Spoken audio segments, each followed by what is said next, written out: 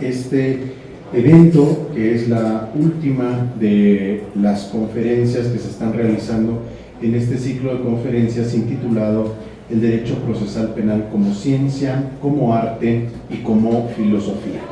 Para dar inicio, agradecemos naturalmente, como siempre, las facilidades que ha brindado nuestra señora directora, la doctora Sonia Venegas Álvarez, y por supuesto nuestra secretaria general, la maestra Saramis Palma-León. Y además hoy pues tenemos el gran honor y el gran lujo de contar con nuestra secretaria académica, la doctora Rosa Carmen Rascón Gasca. Vamos a platicar el día de hoy con el último tema intitulado La obligación del Ministerio Público de ejercitar acción penal en cumplimiento al artículo 21 constitucional. Vamos a seguir la dinámica que hemos seguido todas las semanas, dando paso a cada uno de los ponentes y cerrando con la conferencia magistral de toda una institución del derecho penal, que es el doctor Óscar Sotomayor López. Para dar inicio a esta conferencia del día de hoy, le vamos a ceder la palabra a la maestra María de Lourdes Ojeda Serrano, de quien me permito hacer una breve semblanza curricular. Ella es egresada de nuestra Facultad de Derecho, tanto en la licenciatura como en la especialidad. Desarrolló la maestría en Derecho Constitucional en esta misma facultad y también una maestría en Derecho Comparado por la Universidad Autónoma de Barcelona. Además de ser catedrática de nuestra Facultad de Derecho, se ha desempeñado tanto en la Cámara de Diputados como en el Senado de la República, actuando en las oficinas correspondientes que atienden las controversias constitucionales y las acciones de inconstitucionalidad. Le damos un fuerte aplauso.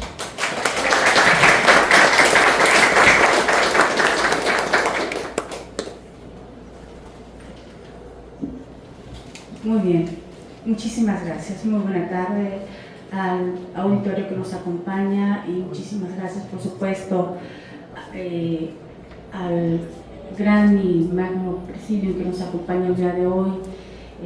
Como ya lo tuvimos el honor de escucharlo por parte de nuestro compañero, el maestro Carlos Alberto Vergara, que siempre nos ha hecho la distinción de moderar estas conferencias y estos foros en materia de procesal penal, y agradecer desde luego a nuestra secretaria académica, la doctora Rosa Carmen, que hoy nos engalana para clausurar este foro, y desde luego el enorme favor que nos hace para ilustrarnos con este tema tan importante para los juristas o los estudiosos de derecho, el magistrado Óscar Sotomayor. Muchísimas gracias.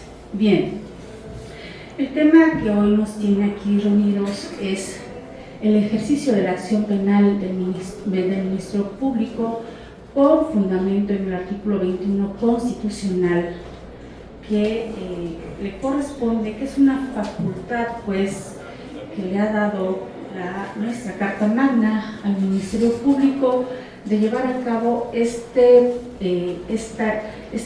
acción, valga la redundancia, para darle la notificación o la noticia al juzgador o a la autoridad judicial en determinados casos. Quiero hacer un breve preámbulo en cuanto a los antecedentes de esta acción que lleva el Ministerio Público, y me quiero referir a la etapa o al periodo de los 90, cuando no se contaba con algún control para obligar al Ministerio Público pues de llevar a cabo este ejercicio de manera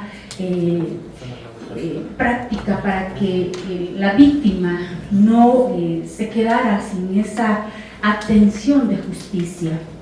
En esta época de los 90 no era clara la Constitución, sin embargo sí se llevaron a cabo algunas reformas para establecer ese medio de impugnación que se tenía ante el Ministerio Público, pero no era clara esa reforma. Por lo tanto, llevaba al juzgador en no dar una resolución clara, o más bien no dar una resolución, puesto que no existía el mecanismo o el fundamento legal o procesal para efectivamente obligar al Ministerio Público a que se ejerciera esa acción penal. La acción penal es darle al juzgador ponerle al juzgador en la mesa y decirle: ya cuento con todos los elementos probatorios de una carpeta integrada, por lo tanto te lo pongo a ti, juez, a través del mecanismo que hoy tenemos, y que ya en lo sucesivo nuestros compañeros se encargarán de desmenuzar todo lo que es la acción procesal ya con el juzgador. Bien, no existía pues, nos regresamos, no existía pues ese medio exacto en esta década de los 90, y exigirle al Ministerio Público que ejerciera la acción penal cuando existía ya la posibilidad de que a una persona se le hubiese cometido un delito y que el Ministerio Público era o estaba siendo o fuera omiso. Entonces, finalmente, las autoridades judiciales no podían obligar de alguna forma, porque no existía ese sustento en el derecho, valga la redundancia, en el derecho sustantivo, para obligar al Ministerio Público y decirle: ejerce la acción penal, ya cuentas con los medios, ya cuentas con las pruebas, y te solicito, Ministerio Público, que lleves a cabo esta acción. Bien, una década después se le hacen algunas modificaciones a la ley de amparo, y se le da o se especifica que había el mecanismo a través del amparo indirecto para impugnar estas omisiones que el Ministerio Público en dado caso no llevaba a cabo o no quería de alguna forma ejercitar la acción penal. Pero finalmente lo que hacía el juez de amparo resolvía con base en si estaba bien fundado o motivado lo que llevaba a cabo el Ministerio Público, y hasta ahí resolvía el juzgador, el juez de amparo. No existían estos mecanismos de obligar al Ministerio Público para que ejerciera la acción penal. ¿Qué pasó ya en este medio contemporáneo? Bien, en este nuevo sistema penal acusatorio, cuando no se lleva a cabo el ejercicio de la acción penal, existe un mecanismo, hay algún medio para obligar al Ministerio Público que efectivamente, una vez teniendo una carpeta y teniendo una víctima exigiendo justicia, porque ya el agravio, ya se le dieron todos los elementos, es más, el Ministerio Público se encargó de llevar a cabo la investigación como lo que le corresponde, que es una autoridad investigadora, allegada por supuesto de lo que hoy es la Secretaría de Seguridad Ciudadana, tiene en sus manos pues la carpeta de investigación ya completa, ya está la carpeta de investigación con todos los elementos, y aún así el Ministerio Público no lleva a cabo este ejercicio de la acción penal, es decir, decirle al juez, a las autoridades judiciales: tengo aquí una carpeta ya bien integrada con todos los elementos para que se le inicie el juicio a este investigado e imputado, quiero acusarlo ante ti, juez de control, y que tú, una vez analizando como juez de control, analices y veas que la carpeta efectivamente la persona imputada tiene o ha cometido este delito, tú como juzgador lo lleves a la etapa de vinculación a proceso, o definitivamente a ti como juzgador no te convencen, que no existe pues los elementos para dar paso a la vinculación a proceso, lo dejes en libertad. Sin embargo, el Ministerio Público, en muchas de las ocasiones, a pesar de que tiene esta carpeta ya bien integrada, a pesar de que el Ministerio Público ya cuenta con todos los elementos de judicializar el caso, no lo hace, sigue siendo omiso. ¿Qué es lo que pasa? Tenemos nosotros como abogados, como defensa, como asesores, ¿sí?, de la víctima, tenemos los medios o el mecanismo de obligar al Ministerio Público, porque nuestro representado así nos lo exige. Sí tenemos los medios, sí contamos con los medios. Hoy ya, con las reformas que se le hicieron, tanto a la Constitución con la ley procesal, que es el Código Nacional de Procedimientos Penales, en su artículo 258, sí lo existe, de solicitar una audiencia ante el juez de control, que es la audiencia ex professo, en la cual el juez de control valore que existan ya los medios para que el Ministerio Público ejercite la acción penal y resuelva, y que obligue al Ministerio Público para que ponga en conocimiento de la autoridad judicial que existe un un investigado que ha cometido un delito y se le vincula a proceso. Bien, sin mayor exposición en estos momentos, yo voy a dar paso a nuestros compañeros maestros penalistas para que en lo sucesivo continúen pues y desglosando y desmenuzando este tema tan importante. En mi calidad de constitucionalista le he dado el perfil de lo que podemos hacer con los controles o los mecanismos que nuestra Constitución nos ofrece en el caso del no ejercicio de la acción penal. Muchas gracias.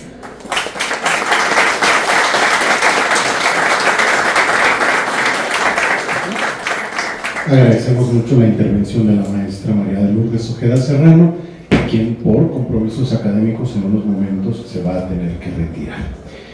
Sin duda este tema es fundamental, incluso quisiera yo hacer alguna mención a que en alguna de las conferencias que tuvimos durante este ciclo, uno de los temas a debatir fue si el juez de control en efecto podía obligar al Ministerio Público a ejercitar o no la acción penal, porque en efecto se podía promover el recurso innominado del artículo del Código Nacional de Procedimientos Penales para solicitarle al Ministerio Público la vinculación a proceso, pero el debate en aquel entonces fue si el juez en efecto podía obligar o no al Ministerio Público a que ejerciera la acción penal, lo cual fue sin duda muy interesante porque hubo perspectivas distintas de en aquel entonces un juez y un magistrado que tuvieron a bien ayudarnos con ese tema. A continuación vamos a ceder la palabra al maestro Alejandro Avendaño Ábalos, de quien también me permito leer una breve semblanza curricular. Por supuesto, también es egresado de nuestra Facultad de Derecho, no solamente en la licenciatura, sino también en las especialidades en Derecho Penal y Derecho Familiar, además de encontrarse realizando la especialidad en Derecho Civil. Es egresado también de la maestría en Derecho por nuestra Facultad de Derecho de la Universidad Nacional Autónoma de México. Ha realizado diversos estudios y también ha impartido cátedra en diversos lugares, además de nuestra Facultad de Derecho. Actualmente se desempeña como abogado postulante, principalmente en el ámbito penal. Les pido un fuerte aplauso para él.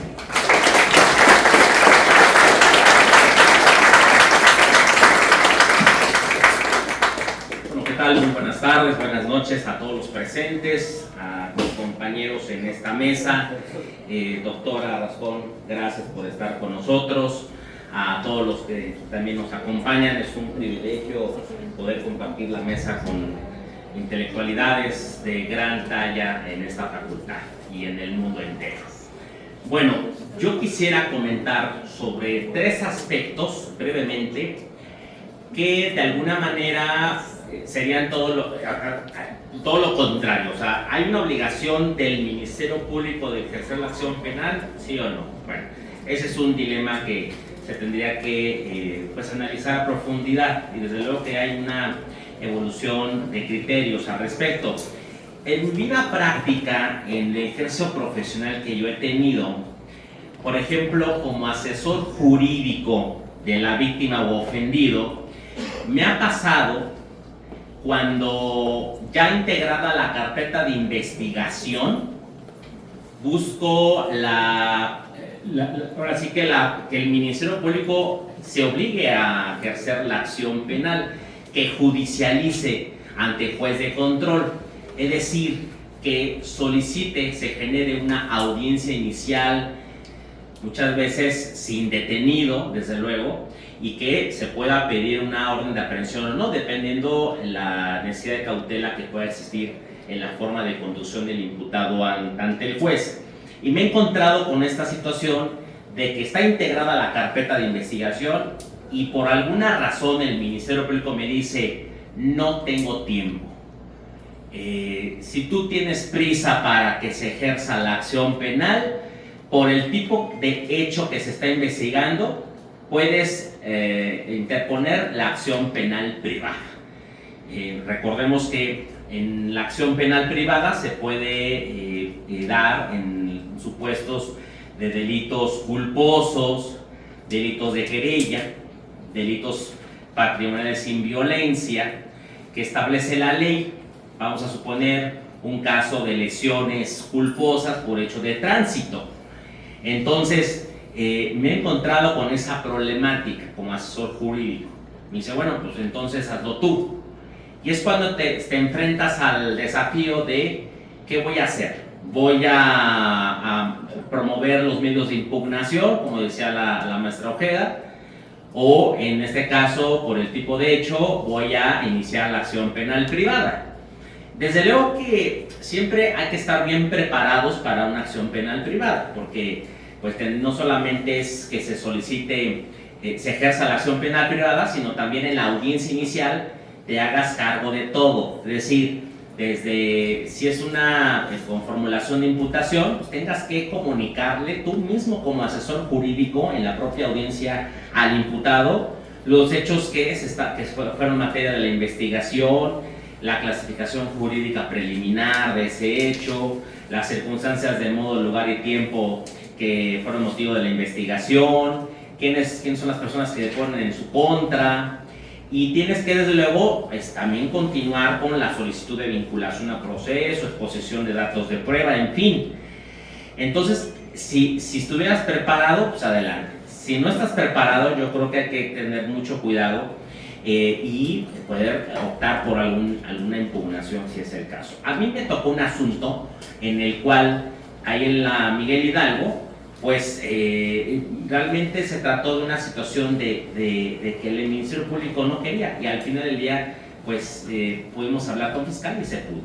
Otro aspecto que yo quiero comentar, que me llama mucho la atención, es la cuestión de cuando existe una persona retenida ante el Ministerio Público por un hecho, por una flagrancia que se haya dado en la detención, es decir, que la persona retenida pues puede estar hasta 48 horas ante el Ministerio Público, pero puede darse el caso de que esa obligación del Ministerio Público de ejercer la acción penal se vea de alguna manera truncada con un artículo 140.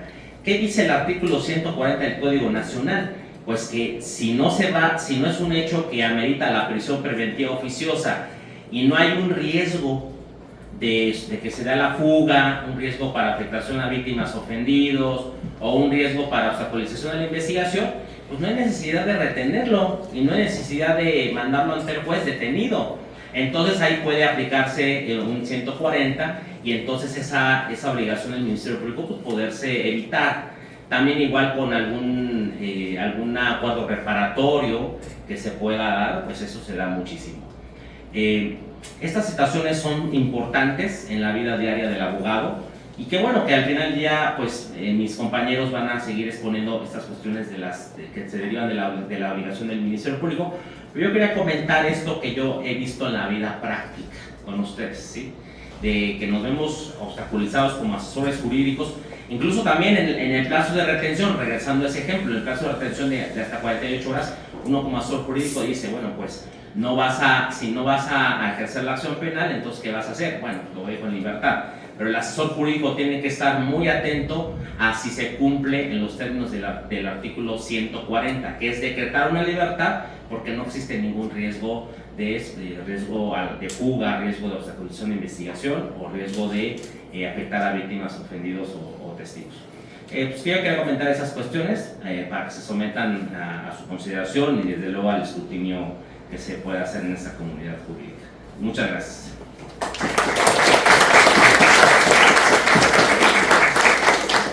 Agradecemos mucho al maestro Alejandro Avendaño y me gustaría también, haciendo un resumen de lo que fue nuestro ciclo de conferencias, recordar que tuvimos también un debate interesante, también entre un juez y un magistrado, donde se hablaba del periodo de 48 horas, ¿no? En donde comenzaba el periodo de retención y sobre todo por qué existe, ¿no? la diferencia de criterios entre diferentes tribunales que sostienen que el periodo de 48 horas comienza desde el momento de la privación de la libertad hasta otros que comienza al momento de la puesta a disposición del Ministerio Público, ¿no? Desde mi carácter, yo también no de penalista, sino de constitucionalista y de derechos humanos, yo también sostengo que por interpretación extensiva debe considerarse desde el momento en el que se priva de la libertad de la persona y no desde el momento en el que es puesta a disposición del Ministerio Público, porque conocemos algunas tácticas interesantes de la Policía en México, ¿verdad? Pero eso no es tema del día de hoy. Y con esto cedo la palabra al maestro Marco Antonio Madrigal Ortega, quien además es la cabeza detrás de este ciclo de conferencias que se ha venido realizando durante todo el semestre. No solamente lo ha organizado, sino que se ha encargado de conseguir a todos los ponentes, muchos de ellos jueces y magistrados de gran renombre, que nos han compartido su conocimiento en el ámbito penal. Y también me permito comentarles que él es egresado tanto de la licenciatura como de la maestría en Derecho en nuestra máxima casa de estudios, donde se ha desempeñado como profesor de diversas asignaturas, principalmente Derecho Procesal Civil y Derecho Procesal Penal. Además es miembro del Colegio de Profesores de Derecho Procesal de nuestra Facultad de Derecho y se ha desarrollado durante varias décadas como abogado litigante, tanto en materia civil como penal. Les pido un fuerte aplauso para él.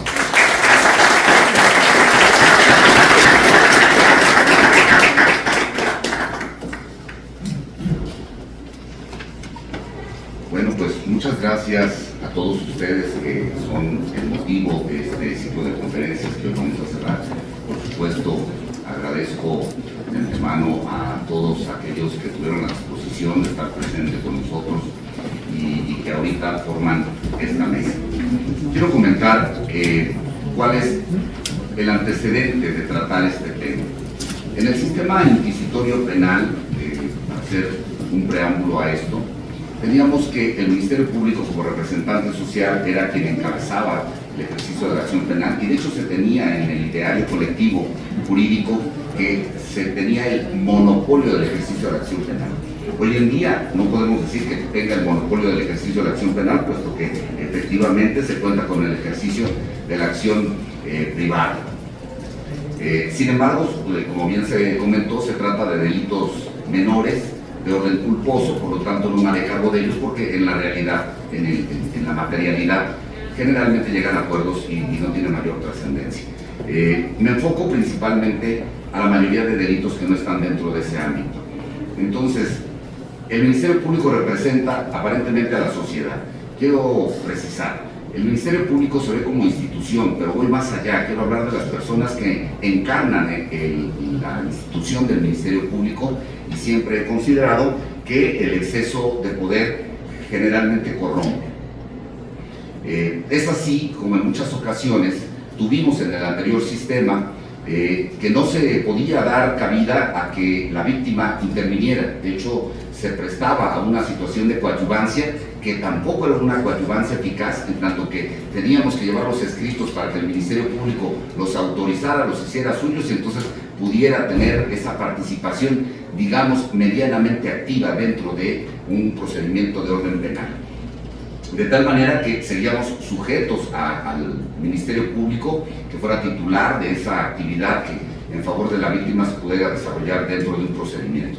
Fuimos avanzando, se fue teniendo diversos derechos a favor de la víctima, dentro de ellos pues ya el tener una actividad propia cuando se trataba de reparación del daño. Después se fueron generando otros derechos, principalmente derivados de la Ley General de Víctimas.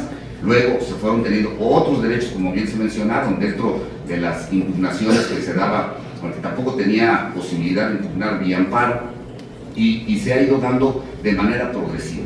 ¿Cuál es el tema que tenemos el día de hoy? Efectivamente, parecería que el Ministerio Público tiene la obligación de ejercitar acción penal en cumplimiento al ordenado por el artículo 21 y además el 102 constitucional, porque le mandatan a esta institución del Ministerio Público que ejercite acción penal en tanto que tenga los elementos necesarios para poder hacerlo. Mencionaba la maestra Shareni los datos SPIN, ¿no? Pero bueno, al final que se tenga establecido el hecho relevante y que se tenga también establecido la probable participación del investigado en la comisión de ese evento. Bueno, ¿qué es lo que sucede en la realidad? No se lleva a cabo. No se lleva a cabo, podríamos hablar de muchos factores, no se lleva a cabo por falta de voluntad, por falta de tiempo, por cargas de trabajo, incluso por actos de corrupción, pero al final no se lleva a cabo. ¿Cómo lo podemos impugnar? La víctima, ¿cómo se presenta frente a este escenario? Efectivamente, como bien mencionó la maestra Lourdes Ojeda, tenemos el artículo hoy en día, dentro del nuevo sistema, el artículo 258, que establece 4 hipótesis para impugnar a través de este medio de impugnación innominado. Pero también tenemos la contradicción de tesis, me parece 233, que establece un catálogo más amplio, que de esa contradicción de tesis derivan 2 jurisprudencias, y entonces tenemos un catálogo más amplio para poder impugnar a través de este recurso innominado previsto en el artículo 258 otras circunstancias. Pero me parece que es un recurso poco eficaz, le podría llamar yo incluso falaz. ¿Por qué razón? En la teoría de las impugnaciones lo que buscamos es que a través de un medio de impugnación se logre revocar la determinación para lograr el cometido. Entonces revocar implica que se cambie esa determinación. ¿Qué es lo que sucede con este recurso? Que a pesar de que esté previsto en la ley, a pesar de que esté al alcance de la víctima, se lleva a cabo, pero no se logra eficaz y eficientemente que se logre revocar la determinación tanto de no ejercicio, de omisión de determinar, que nos puede causar un mayor perjuicio, o incluso la reserva. Nada más va a ordenar que se regrese a la investigación, pero no se logra que por vía de consecuencia el Ministerio Público logre ejercitar acción penal o se obligue a ejercitar acción penal, porque se habla de distintos factores. Se habla de que hay una esfera de competencias que se debe de respetar, la división de poderes, etcétera, etcétera. Varios argumentos que se tienen en torno a que el órgano jurisdiccional no puede obligar al Ministerio Público a que ejercite acción penal, incluso en vía de consecuencia. Consecuentemente, considero que ese artículo previsto en el artículo 258 no está siendo lo debidamente sólido para poder lograr que por vía de consecuencia, al advertir el órgano jurisdiccional que se cuentan con los datos suficientes para ejercitar acción penal, se ejercite acción penal. Ese es el tema que nos trae a colación el día de hoy.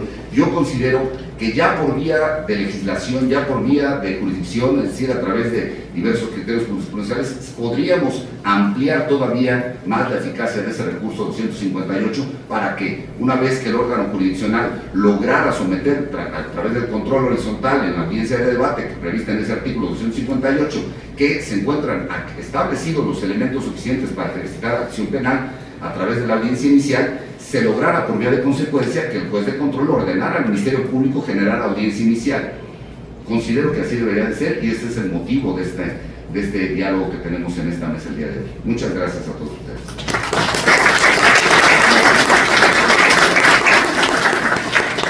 Agradecemos mucho la participación del maestro Marco Antonio Madrigal Ortega y sin más preámbulo vamos a ceder la palabra al doctor Óscar Sotomayor López, que desde que yo era estudiante ha sido un referente del derecho penal, no solamente como académico, sino como juzgador, un ejemplo de juzgador, y la verdad me siento muy impactado de estar al lado de él, ¿no? Pero bueno, pues aquí estamos de cualquier manera, y voy a permitirme leer una breve semblanza. Él, por supuesto, es egresado de la licenciatura en Derecho de nuestra máxima casa de estudios.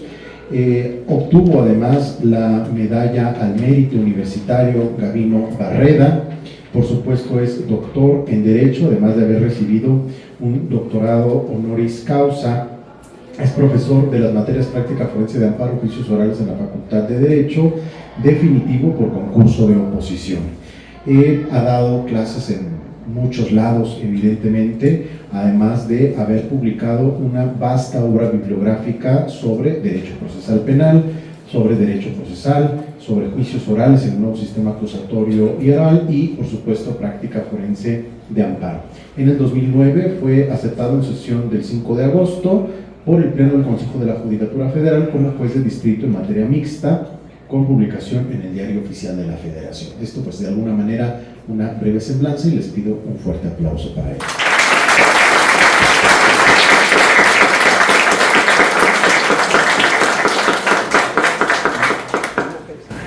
Muchas gracias a todos, a mis compañeros académicos. Pues ya nos queda poco tiempo, ¿verdad? Solo me queda decirles gracias. Nos vemos. Voy a retomar algunos puntos que comentaron.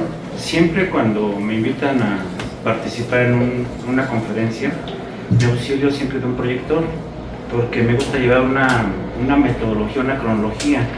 Entonces me voy a estar anotando, porque a mí me resulta siempre importante esta cuestión. Primero, voy a retomar algunos puntos que comentaron.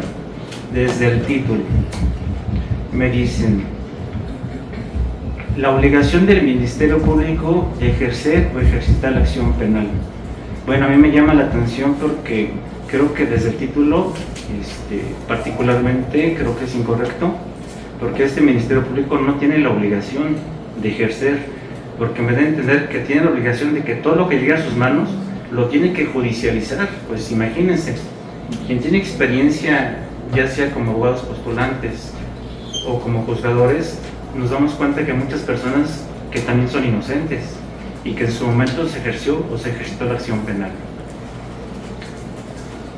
¿Cómo contestaría esa respuesta? ¿Si es una obligación de ejercer? No, más bien aquí lo anoté, más bien diría que su obligación del Ministerio Público es de determinar en el sentido que él pues considere, ya sea del no ejercicio, del ejercicio de la acción penal, la reserva, el archivo, lo que él crea conveniente.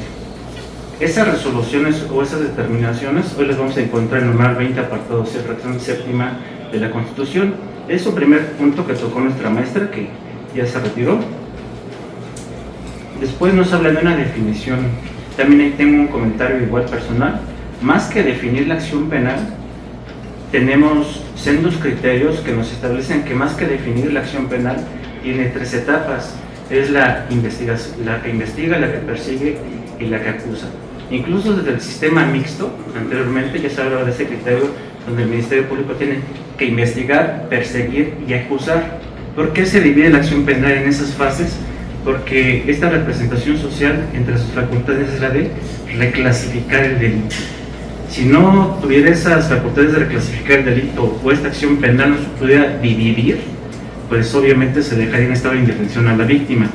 Porque si un ilícito o un hecho comienza por X delito, por ejemplo una tentativa de homicidio, y durante la secuela del proceso fallece esa persona, pues obviamente no se va a presentar en el antiguo sistema unas conclusiones acusatorias. Hoy, unos alegatos de clausura tendrían que reclasificarse por un homicidio.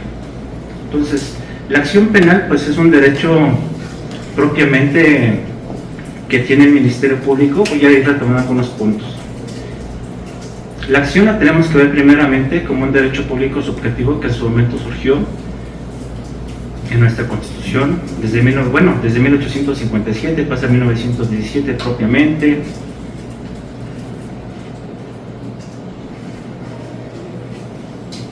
Tenemos varios tipos de acción, perdón, es que estoy aquí retomando las notas.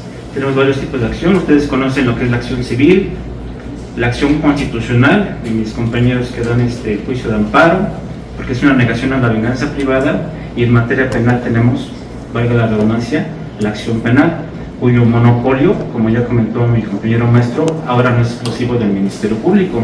Incluso, igual citaron la acción penal privada por particular. Miren, la acción penal privada por particular se encuentra regulada en el numeral 21, párrafo segundo, parte segunda. En esa acción penal privada por particular no es ni denuncia ni querella.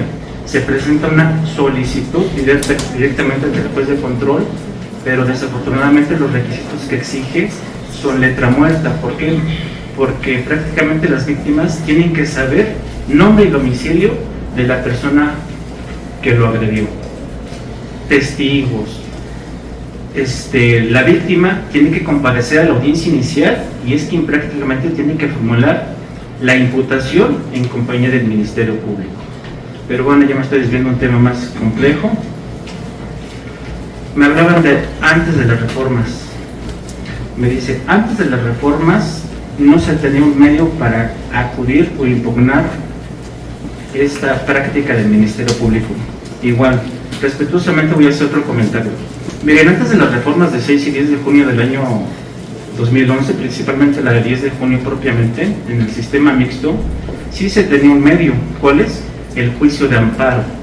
La víctima, o incluso lo que llamamos el inculpado, claro que podían promover, pero era el amparo indirecto. Voy a retomar un fundamento, lo voy a anotar si no se me olvida, es el numeral 21, párrafo 4 constitucional. Este artículo 21, párrafo 4 constitucional, antes de la reforma establecía textualmente lo siguiente: que se puede impugnar por vía jurisdiccional las determinaciones del no ejercicio y el desistimiento. Entonces nada más mencionaba el no ejercicio y el desistimiento. Viene la jurisprudencia y establece que no podemos hacer una interpretación literal, que solo se puede impugnar el no ejercicio y el desistimiento. Y mediante una interpretación extensiva dice, habrá quienes digan que solo se puede impugnar, insisto, el no ejercicio y el desistimiento, pero eso es incorrecto, porque se puede impugnar incluso la abstención de determinar del Ministerio Público. ¿Qué es la abstención de determinar? A veces en ocasiones les digo en clase a mis alumnos para que me den esa figura. Es como cuando le digo a ver a uno de ustedes, le dice a una de sus compañeras, digo con todo respeto, que le pidan matrimonio. A ver, pídale matrimonio, ya le pide matrimonio. Le digo, pero usted no le conteste ni sí ni no, tiene que darle largas, eso es una abstención. Entonces, ¿cómo comienza su compañera a contestarle? Pues déjame pensar, paso un mes, 2 meses, 3 meses, 4 meses. Oye, ¿te quieres casar conmigo? Pues déjame preguntarle a mi mamá. 5 meses, 6 meses, 7, 5. Oye, ¿te quieres casar conmigo? Pues déjame preguntarle a mi otro novio. Obviamente se termina agotándose la víctima termina agotándose. Entonces, ante esa incertidumbre del sí o no, pues les digo, tienen que acudir con alguien superior. ¿Con quién? Pues con la mami o con la mamá, pues de la que le están solicitando su mano, vía de verdad para matrimonio. Y ya tienen que decir, oye, la suegra, pues fíjese que no se quiere casar conmigo. Está bien, no te preocupes. Le voy a decir a mi hija que te dé una respuesta, porque eso también observé aquí un comentario de que si su mamá, metafóricamente, puede obligarla a casarse. Si nos vamos al plano jurisdiccional, en materia de amparo, nosotros no podemos obligar al Ministerio Público a que ejerza o ejercite la acción penal. Solo lo podemos constreñir a que determine en el sentido que él estime conveniente, según los datos de prueba con los que cuente, pero no se le puede obligar a que ejercite la acción penal. ¿Por qué? Porque se estarían invadiendo sus facultades de investigación y de determinación. Muy bien, vamos a continuar con los puntos. Hasta aquí vamos bien. ¿Alguna duda? Pregúntame, porque me dijeron que me quedan 5 minutos. Me hablan ahora con la reforma. Dicen, con la reforma ahora tenemos el recurso. Bueno, los recursos tienen una finalidad. La jurisprudencia establece que es un medio de defensa. Hay notorias diferencias entre un recurso y un medio de defensa. El numeral 456 del Código Nacional de Procedimientos Penales, que aquí lo voy a anotar, igual para no perderme en mis comentarios, establece 2 recursos. Solo nos establece el recurso de apelación y el de revocación. En el numeral 535 o artículo 135 tenemos el recurso de queja. Y como ya comentaron 2 de mis compañeros que me antecedieron, en el diverso 258 del Código Nacional de Procedimientos Penales surge un medio de defensa. Pero este medio de defensa solo va encaminado hacia la víctima. La víctima puede impugnar, como me contó igual mi compañero, no solo las hipótesis normativas que se encuentran en el 107, que lo voy a anotar en la cuenta. 107 lo van a encontrar en el 107 fracción séptima de la Ley de Amparo, en el 20 apartado C fracción séptima y obviamente en el 258 del Código Nacional de Procedimientos Penales. Este medio de defensa lo tiene la víctima, donde va a presentar una petición ante un juez de control, y este juez de control va a citar al Ministerio Público que esté llevando la carpeta de investigación. En la práctica hay muchos problemas, como cuáles: los cambios del Ministerio Público, porque obviamente eso genera una dilación muy grande, obviamente. Otra que muy rara vez, pero de verdad estoy sorprendido, todavía siguen perdiendo carpetas. Bueno, antes eran averiguaciones previas, carpetas de investigación. No lo creía, pero de verdad. Ante esos supuestos, ¿qué puede hacer la víctima? Pues generar una audiencia con el juez de control, se abre una carpeta auxiliar, no se abre una carpeta administrativa, en esos casos se abre en estricto sentido una carpeta auxiliar, es citado por el juez de control y el juez le pregunta al Ministerio Público qué está sucediendo. Obviamente con esto le da previamente la palabra ya sea al asesor jurídico o a la víctima. Ellos se quejan del Ministerio Público y ahí es donde el juez de control puede obligar al Ministerio Público, insisto, a determinar, pero no le puede decir tienes que ejercer o ejercitar la acción penal, porque en todo caso también le podría decir, ¿sabes qué? Tienes que no ejercer o ejercitar la acción penal, o ¿sabes qué? Mándalo al archivo. No, tiene que dejarle plena jurisdicción, aunque no es un órgano jurisdiccional del Ministerio Público, tiene que dejarle esa plena jurisdicción. ¿Para qué? Para no invadir competencias. Es otro comentario. ¿Hasta aquí alguna duda? ¿No? Bueno, parece de clase esto. Sí, tenemos una duda. ¿No? Ahora, cuando hablamos del ejercicio de la acción penal, ya sabemos que en el nuevo sistema tenemos la investigación inicial, aquí la voy a anotar, insisto, y la investigación complementaria. Hay que poner atención en dos fundamentos. En el numeral 211, en su penúltimo párrafo del Código Nacional de Procedimientos Penales, y en el 335, párrafo primero. ¿Por qué?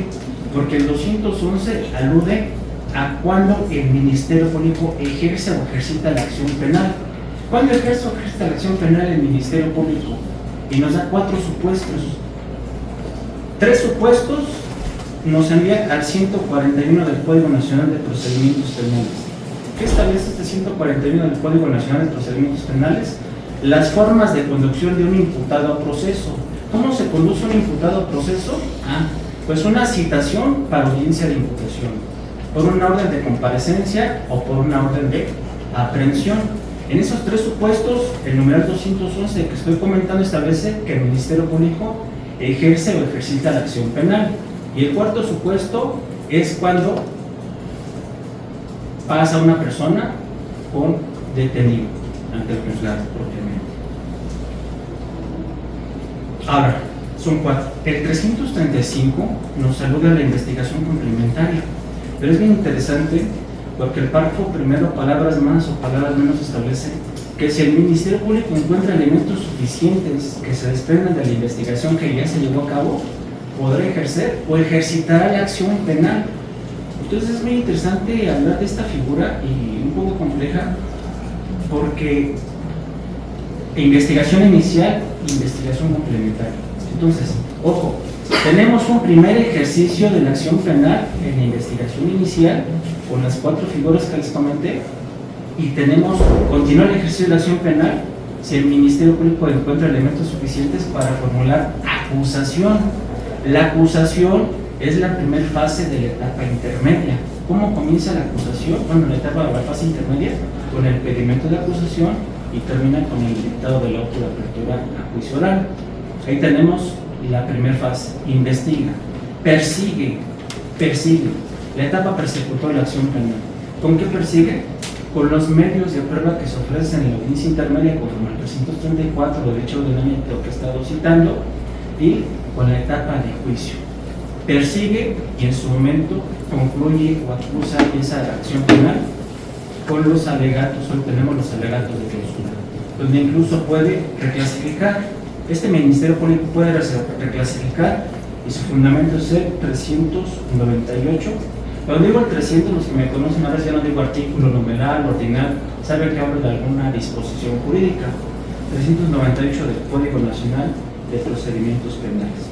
Entonces vuelvo a insistir, el Ministerio Público tiene la obligación de ejercitar la acción penal por experiencia judicial, y ya como magistrado que nos llegan infinidad de recursos, no, tienen la obligación de determinar. El numeral 258 que han citado mis compañeros académicos es para la víctima, está dirigido para la víctima propiamente. Ahora, del otro lado, el hoy investigado o imputado, acusado, sentenciado, según el estadio procesal donde nos encontremos, como lo prevé el artículo 112 del Código Nacional de Fomento. Ese investigado también, curiosamente, puede impugnar la abstención del Ministerio Público de determinar. Es curioso, ¿por qué puede impugnar? Porque un estado de incertidumbre le puede arrogar, o más bien le roba mayores perjuicios que una certidumbre. Él necesita la certidumbre, como a veces dicen, pues ya se me va a, bueno, escuchar, pues ya se me va a cortar la cabeza que me dé cuello, o si ya, pero necesito saber. Pero el hecho de que estén en una investigación y ya llevo meses y un año, y pues obviamente les quita la tranquilidad, les quita el sueño. Esa persona puede acudir, pero no puede utilizar el 258. Él, sin agotar, y no es necesario que agote el principio de definitividad, él puede acudir con el amparo invidente, con fundamento del 107, fracción séptima, y debe utilizar una demanda genérica, que es la que vamos a encontrar en el ordenal 108 de la ley de amparo. Estoy retomando los puntos que me comentaron. Ahora, por aquí surgió un numeral, no sé por qué, que es el 140 del Código Nacional de Procedimientos Penales, que igual comentó uno de mis compañeros. Ese artículo 140 se aplica cuando es la libertad durante la investigación. Una persona es detenida, supongamos en flagrancia, los policías se la llevan al Ministerio Público, pero esa libertad está condicionada a que fue detenido por un delito que no sea de prisión preventiva oficiosa, o que el Ministerio Público no pretenda pedir una prisión preventiva justificada. El hecho de que lo deje en libertad no significa que ya se acabó el asunto. Lo deja en libertad porque no es un delito de prisión preventiva oficiosa, va a continuar la investigación sin detenido y en su momento va a ser citado a la audiencia inicial propiamente. Aquí tendríamos que hablar un poquito y desviarnos a detenciones ilegales, porque en ocasiones el Ministerio Público no respeta este artículo, el 140, que estaba citando aquí uno de mis compañeros académicos, no lo respeta y literalmente judicializa.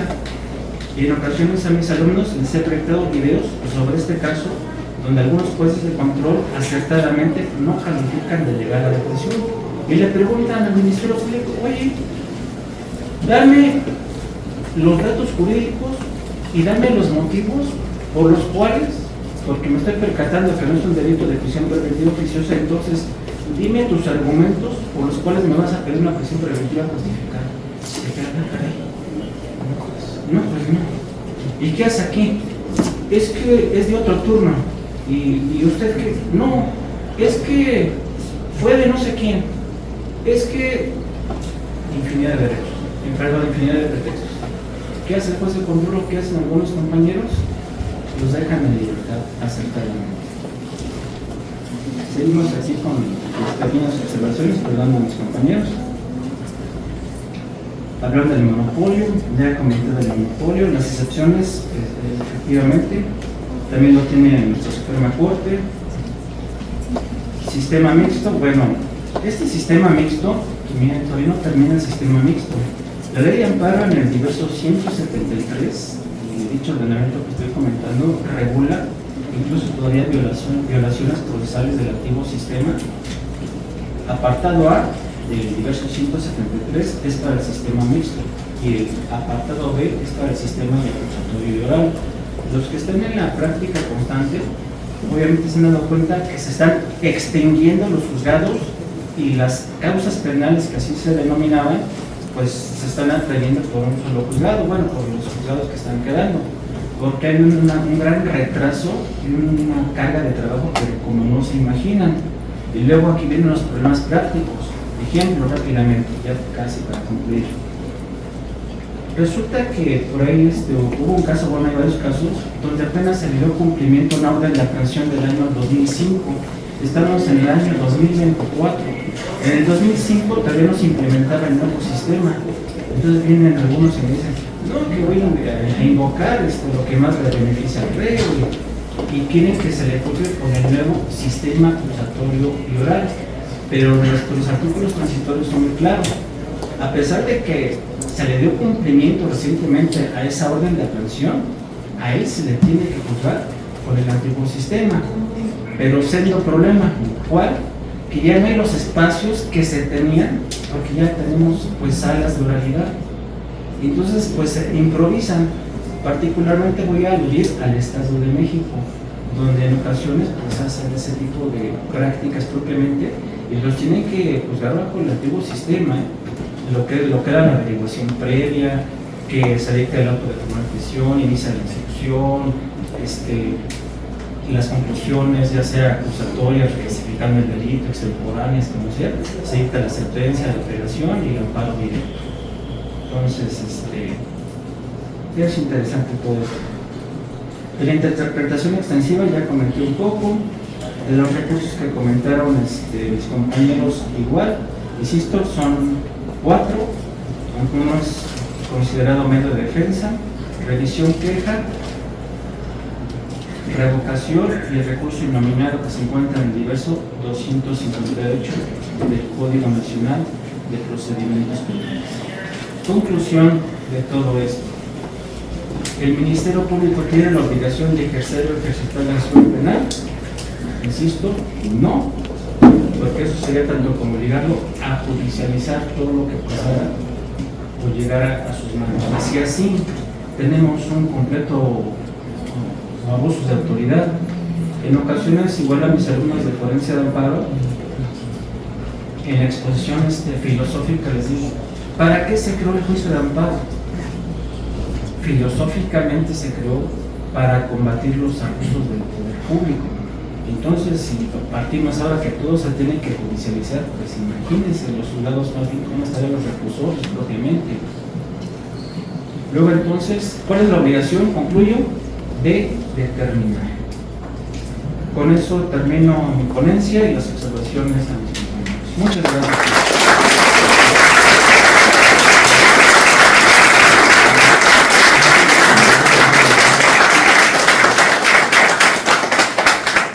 Agradecemos muchísimo por tan magistral intervención que nos ha dado el doctor Óscar Sotomayor López, no solamente desde su experiencia académica, sino naturalmente desde su experiencia judicial. Bien, como saben, si no les platico, el día de hoy estamos concluyendo este ciclo de conferencias, Derecho Procesal Penal como ciencia, como arte y como filosofía. Por eso es que el día de hoy estamos teniendo el honor de tener la presencia de nuestra secretaria académica, la doctora Rosa Carmen Rascón Gasca, quien va a, además de dirigirnos unas palabras, pues a clausurar los trabajos que hemos realizado durante todo el semestre desde el mes de febrero. Entonces le cedo el micrófono. Muchas gracias. Creo que el honor es mío después de lo que oí y de ver que el público está aquí en una tarde, noche de viernes y tan cálida como esta, y respeto, ¿verdad? Y mi aplauso para ustedes. Bien, muy buenas tardes, muy buenas noches, depende de la hora, ¿verdad? Que ya sea. Y distinguidas y distinguidos, bueno, distinguidas porque estaba la maestra Lulu Ojeda, distinguidos ponentes, estudiantes y docentes que nos acompañan, doctor Óscar Sotomayor López, el maestro Marco Antonio Madrigal, maestro Alejandro Avendaño. En nombre de nuestra directora, la doctora Sonia Venegas Álvarez, tengo el agrado de clausurar el ciclo de conferencias que ha sido sin duda un espacio de reflexión profunda, de análisis y de intercambio enriquecedor sobre el derecho procesal penal, observado desde 3 perspectivas interrelacionadas, como ciencia, como arte y como filosofía. Como ciencia, seguramente se ha recordado que en el derecho procesal penal cobra importancia la técnica jurídica y el análisis de normas, principios y procedimientos. Como arte, se ha entendido en su dimensión práctica, en la cual la estrategia, la argumentación y la sensibilidad abordan la búsqueda de la justicia. Los argumentos de los ponentes nos dan muestra de ello el día de hoy. Y como filosofía, se han abordado tópicos con directrices éticas, su función social y su relación con los derechos humanos. El día de hoy tuvimos el gusto de escuchar sobre el análisis de la facultad del ejercicio de la acción penal, o, corrijo, de la determinación de la acción penal, si no me reprueba el doctor Sotomayor, ¿verdad? Lo cual ha permitido aterrizar las reflexiones del ciclo de conferencias en la realidad concreta, compleja y desafiante de nuestro país. Se ha discutido el papel del Ministerio Público y el necesario equilibrio entre la eficacia en la persecución penal y el respeto a los derechos fundamentales, así como los retos que enfrenta nuestro sistema frente a la impunidad, la corrupción y la presión social. Gracias a cada uno de los destacados participantes que desde febrero, con su experiencia y conocimiento, han nutrido y contribuyeron a ampliar la perspectiva penal. Mi deseo y el deseo de nuestra directora es que este ciclo no marque un final, sino el inicio de nuevas preguntas, investigaciones y transformaciones necesarias para fortalecer un sistema penal verdaderamente justo y humano. Así como agradecía al público presente su fortaleza y su determinación para estar aquí en una tarde de viernes después de un cuasi puente del Día del Maestro, ¿verdad? Igualmente agradecemos a los organizadores, el maestro Marco Madrigal Ortega, a la maestra Lourdes Ojeda Serrano y por supuesto al maestro Carlos Vergara por su estupenda moderación. Sin más, en nombre de nuestra directora, la doctora Sonia Venegas, les pediría a ustedes que nos pongamos de pie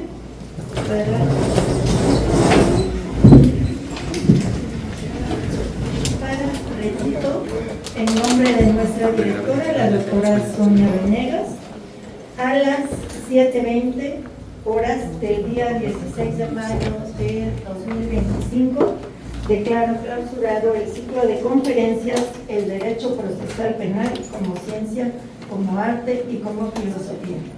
Muchas gracias, felicidades.